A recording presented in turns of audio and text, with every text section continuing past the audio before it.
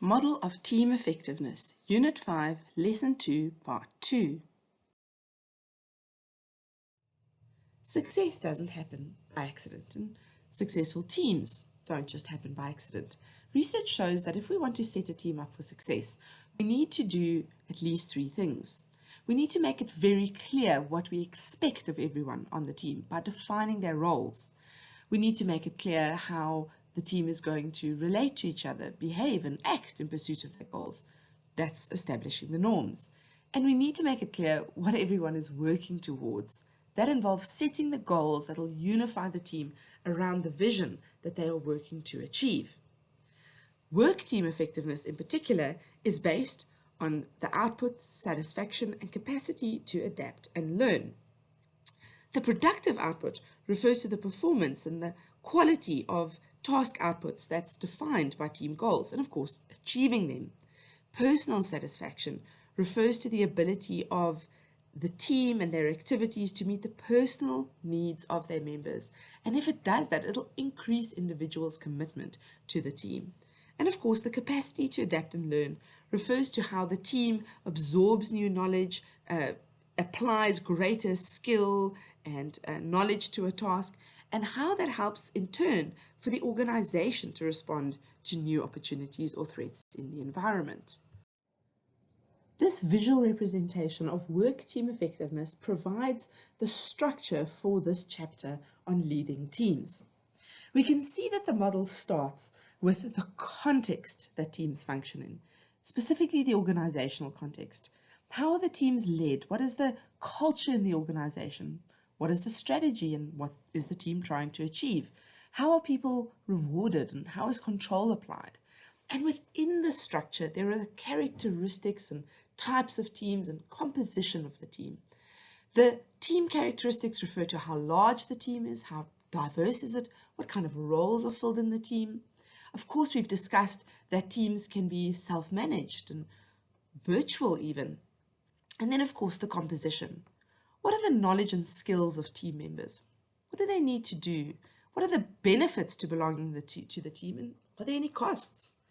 Once we've taken this organizational context and team characteristics into consideration, the next thing that we must consider is the processes that teams go through. How cohesive is the team? How do they deal with conflicts? What are the behavioral norms? And in order to do that, we will also look at the stages of team development.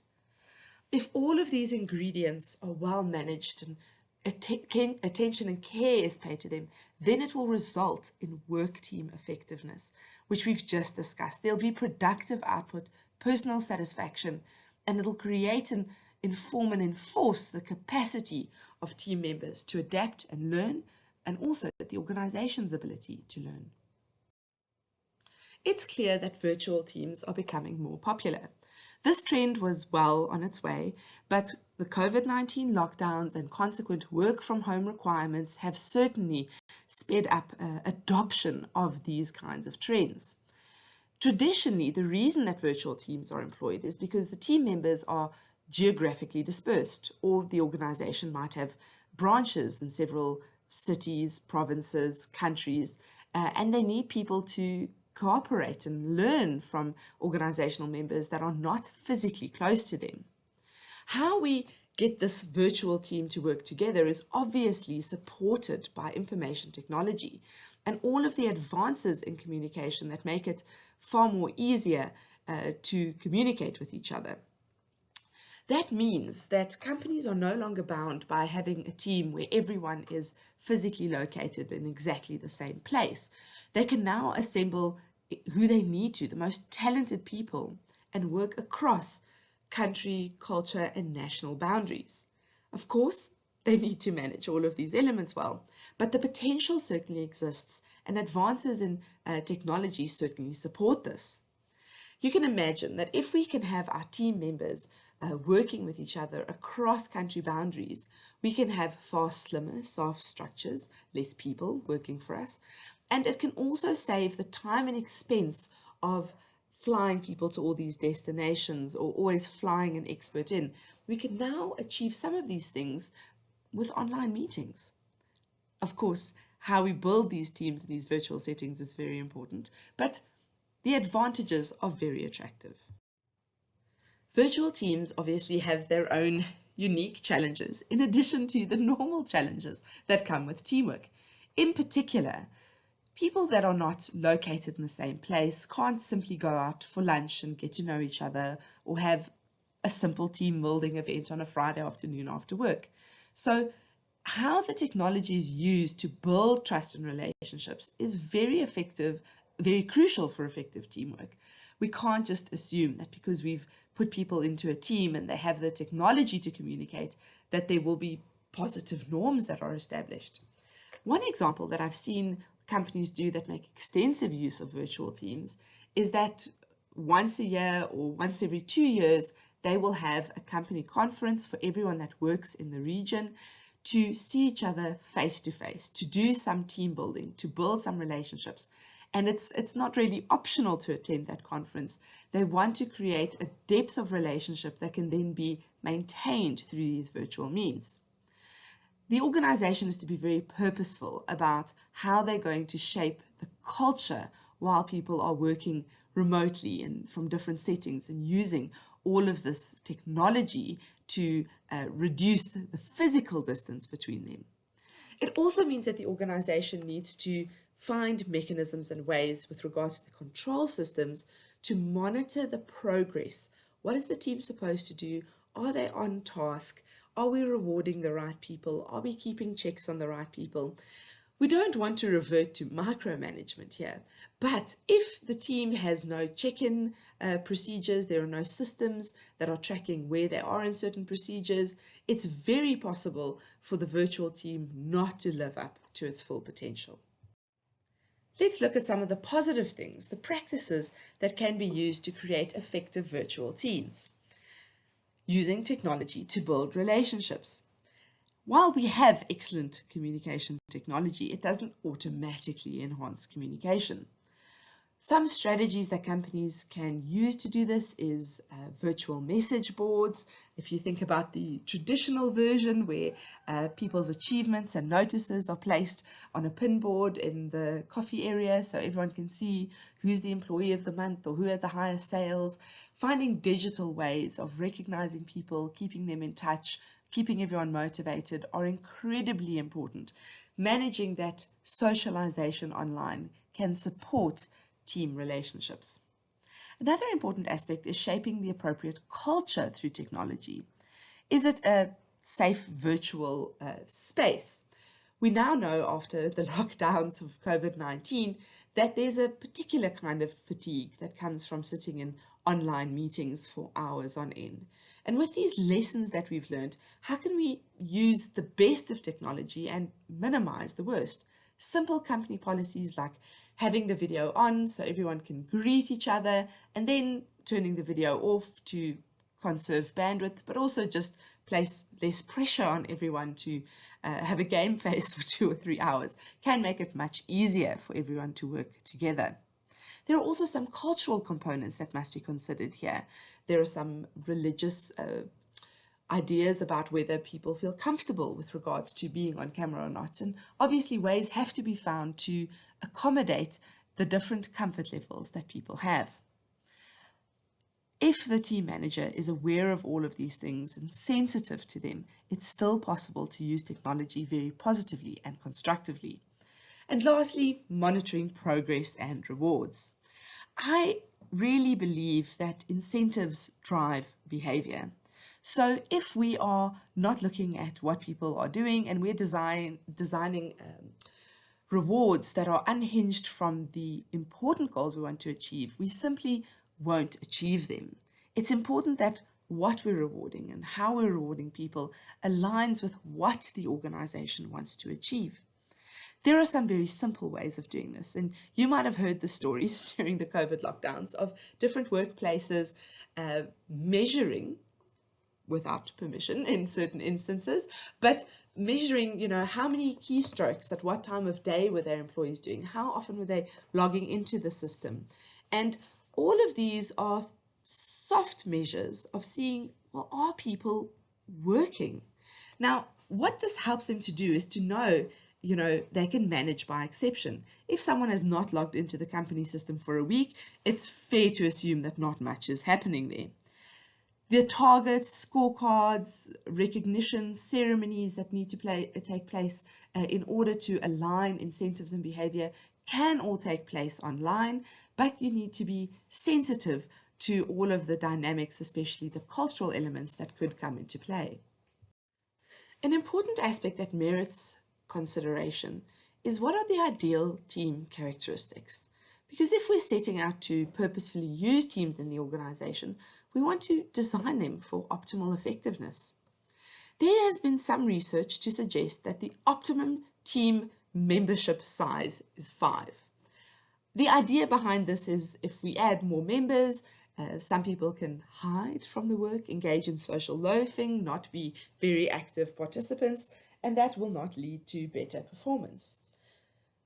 I think while we can all agree that a team can be too big, there are also researchers that say it's not possible to say 5 is the ideal team membership number, because you could have vastly different tasks that the research setting originally didn't cater for. I think the key then in every dynamic is to consider what is ideal, what can be managed. If you have a situation where there are so many team members, it is not possible for leadership to keep track of whether the individual team members and collectively as a whole are working towards achieving goals, then the team is certainly too big. Another important component is diversity. We want people, especially in our cross-functional and self-managed teams, that have different skills and knowledge that they bring to the table. They can help us harness the best creativity and quality that teamwork can offer. But of course, when we design teams for this diversity, it might, especially initially, complicate everyone's work relationships. And so, how are we going to build a cohesive team? Remember that shared goals are an excellent base for commonality. Another aspect that's important to consider is the roles that different members have. Every team that's successful has people that fulfill different tasks. And when we're talking about this, I'm not talking about a cross-functional team where someone is an accountant and someone else is in marketing and yet another person is an engineer. Of course, there are different job skills that people bring to the teams that they work on. Here we're talking about the soft roles, the things that are not necessarily written down in the job description, but that are necessary for the team to function well, namely our task and social roles. A simple way of thinking about this is that there are certain people in a team that are focused on the work of the team, keeping everyone on task, keeping them focused, checking that they're not being distracted by bright and shiny ideas, but instead focusing on the task at hand and the priorities. And then, of course, there are certain team members that are good at paying attention to the motivational aspect, to the social roles that are happening. And we call these the socio-emotional role players in teams. They can see, oh, everyone's really discouraged. We need to change the context and make a joke, or everyone needs to be motivated here to stay on task, or everyone might need a break. And we need a combination of these task and social roles for teams to function well. Let's zoom in on these member roles in teams. First, we'll take a look at the task specialist roles. The individuals that fulfill this role are giving their opinions, they're saying, let's do this, let's try it this way. They might also be the people that recognize, we don't have everything we need in order to execute this. We need to go ask for information or resources. We need to gain clarity about what we need to do. Once everyone has made some suggestions, the task specialist will also be the person to say, so if I understand correctly, what we need to do is, and in that way, they're summarizing back so that everyone knows if they've agreed on the task. They also play a role in energizing the team towards what needs to be achieved. As you can see clearly from this description, we need our task specialists to get the work of the team done. And then we have our socio-emotional roles. These are the people that are encouraging. They create harmony in the team. if they see that there are two very avid team members that are perhaps competing with each other, but to the detriment of the team, the socio-emotional team member will say, oh, let's remember it's us against the world, how can we use both of your ideas? And they might use a combination of calming tactics and humor to keep the dynamic constructive. They play a very important role in reducing tension in the team, in helping to set up compromises so that everyone can work together, and they're also good at recognizing when they need to follow. It's not necessarily that the socio-emotional role players are good followers and not capable of being leaders, but they recognize that if everyone in the team is fighting for leadership, you're not working on the work of the team. And so they can subordinate themselves in order to keep the team on track. Now, if we just have socio-emotional role players, we might be telling jokes the whole time and not getting the work of the team done. And if we just have our task specialists, it might feel as if you're constantly in a frenzied race to do something with no recognition or lightness of heart as you're going about the job. We need a good balance of both of these roles in successful teams. It's also not a matter of assigning people in the team and saying, you're the task specialist, you need to play the socio-emotional roles. These are unwritten job descriptions that team members take in order for the team to be successful.